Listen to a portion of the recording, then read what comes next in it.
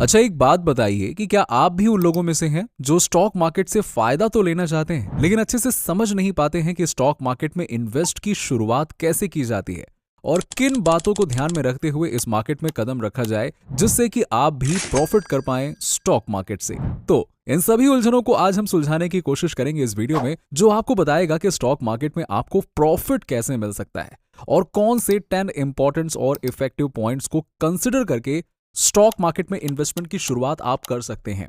तो ये सारी चीजें जानने के लिए आप इस वीडियो को पूरा लास्ट तक जरूर देखिएगा। चलिए शुरू करते हैं आज का वीडियो। देखिए, सबसे पहले स्टॉक मार्केट के बारे में थोड़ा सा हम जान लेते हैं ताकि आपको आगे समझने में ज्यादा आसान हो सके।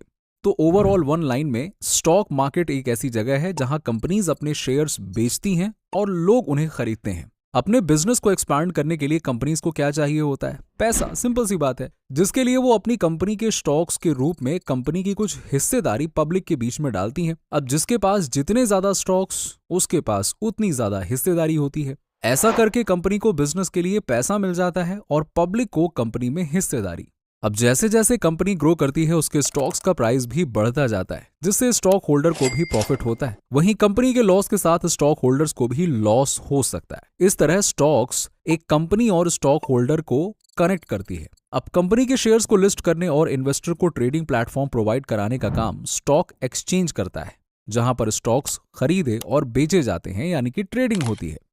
इंडिया में मुख्यतः दो स्टॉक एक्सचेंजेस हैं, बीएसई यानी कि बॉम्बे स्टॉक एक्सचेंज और एनएसई यानी कि नेशनल स्टॉक एक्सचेंज। अब देखिए दोस्तों, स्टॉक्स मुख्यतः दो तरह के होते हैं, इक्विटी स्टॉक और प्रेफरेंस स्टॉक। इक्विटी स्टॉक सबसे कॉमन स्टॉक्स होते हैं जो कंपनी में ओनरशिप को रिप्रेजेंट करते हैं।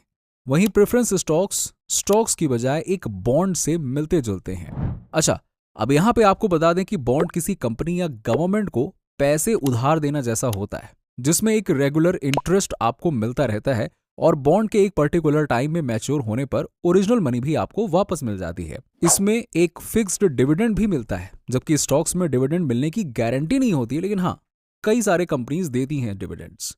स्टॉक्स में हाई रिटर्न और हाई रिस्क रहता है, वहीं बॉन्ड्स में लोअर रिटर्न और लोअर रिस्क रहता है। अब यहाँ पे आप अगर स्टॉक्स और शेयर्स में कंफ्यूज हैं तो जरा ये जान लीजिए कि अगर स्टॉक आपका पूरा पिज्जा है तो शेयर उस पिज्जा का एक स्लाइस है। ओके, यानी कि अगर किसी कंपनी के टोटल 100 शेयर्स मार्केट में ट्रेड हो रहे हैं तो आपने उस कंपनी के 5 शेयर्स लिए हैं, तो आपके पास उस कंपनी के 5% शेयर्स हैं, तो आपने उस कंपनी के स्टॉक्स का एक हिस्सा खरीदा है, जो हमारे एग्जाम्पल में 5% है। अब बात कर लेते हैं डिविडेंड की। डिविडेंड्स अपने स्टॉक होल्डर्स के लिए कंपनी के द्वारा दिया जाने वाला रिवॉर्ड होता है, जो कैश के फॉर्म में भी हो सकता है और एक्स्ट्रा शेयर्स के फॉर्म में भी हो सकता है। चलिए, आई होप कि अब आप सारी चीजें समझ गए होंगे। लेकिन कई बार बहुत से इन्वेस्टर्स ये नहीं समझ पाते हैं कि स्टॉक मार्केट में रिस्क फैक्टर बहुत हाई होते हैं और बहुत सारे इन्वेस्टर्स स्टॉक मार्केट की चकाचौंध में खो जाते हैं और मार्केट रिस्क को इग्नोर कर देते हैं। अपनी सारी सेविंग्स इसमें एक ही बार में इन्वेस्ट कर देते हैं, वो भी बिना किसी स्ट्रैटेजी और रिस्क मैनेजमेंट के।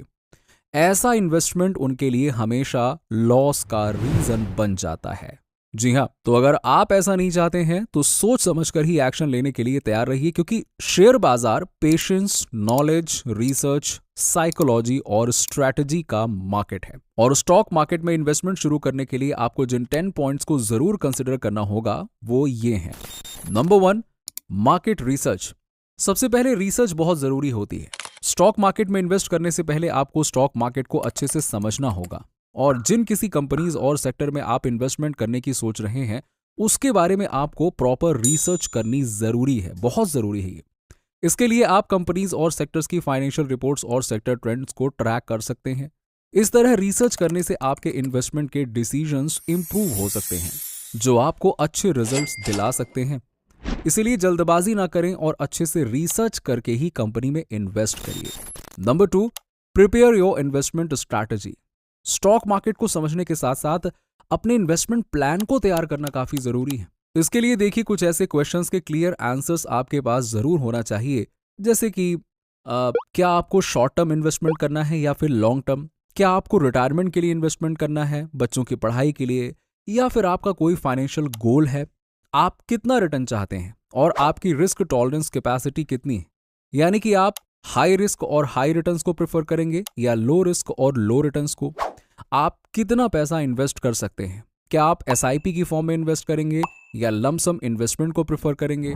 अब यहाँ पे आपको बता दूं कि SIP यानी कि सिस्टमैटिक इन्वेस्टमेंट प्लान में हर महीने आप एक फिक्स्ड अमाउंट इन्वेस्ट कर सकते हैं, जबकि लमसम में आप एक साथ एक लार्ज अमाउंट को इन्वेस्ट करते हैं। तो आप इन सभी जरूरी सवालों के क्लियर आंसर फाइंड आउट कीजिए और उसके अनुसार आप सुटेबल कंपनीज, सेक्टर्स और स्टॉक्स को चुनकर इन्वेस्टमेंट प्लान बना सकते हैं। Number 3, open your demat account. अब देखिए, अब तक आपने ये तय कर लिया है कि इन्वेस्टमेंट कैसे करना है और आपने स्ट्रैटेजी भी एक बना ली है। अब बारी आती है इन्वेस्टमेंट के लिए एक्शन लेने की, जिसके लिए आपको डीमैट और ट्रेडिंग अकाउंट खोलना होगा। अब यहाँ पे बता दें आपको कि डीमैट अकाउंट एक ऐसा इलेक्ट्रॉनिक अकाउंट होता है जहां एक इन्वेस्टर के स्टॉक्स स्टोर रहते हैं और ये एक इलेक्ट्रॉनिक लॉकर की तरह काम करता है। वहीं ट्रेडिंग अकाउंट एक ऐसा अकाउंट होता है जिससे कि स्टॉक्स की ट्रेडिंग यानी कि खरीद और बिक्री की जाती है। तो स्टॉक मार्केट में इन्वेस्टमेंट करने के लिए दोनों अकाउंट्स का होना बहुत जरूरी है, क्योंकि एक इन्वेस्टर के तौर पे जब आप स्टॉक्स को खरीदेंगे तो वो ट्रेडिंग अकाउंट से खरीदे जाएंगे और फिर आपके डीमैट अकाउंट में स्टोर हो जाएंगे।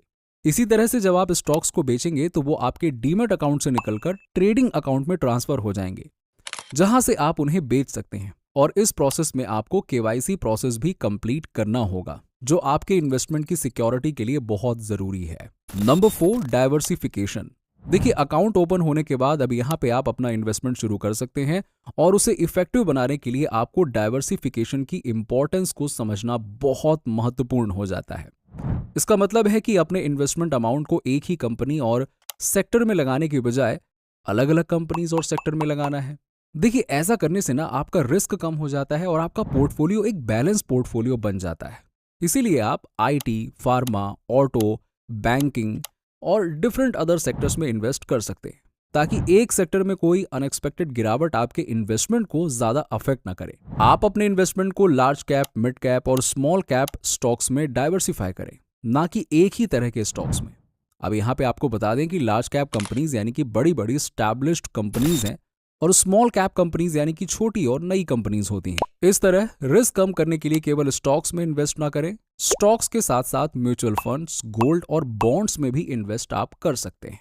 Number 5, focus on long term investment. Stock market में लॉन्ग टर्म इन्वेस्टमेंट एक बहुत ही अच्छा डिसीजन माना जाता है, क्योंकि इससे मिलने वाले रिटर्न्स काफी अच्छे होते हैं।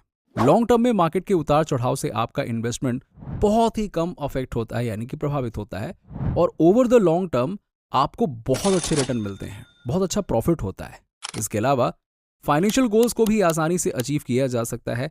इसीलिए यदि स्टॉक मार्केट का अच्छे से बेनिफिट लेना है तो आपको लॉन्ग टर्म पर फोकस करना ही होगा। Number 6, right direction.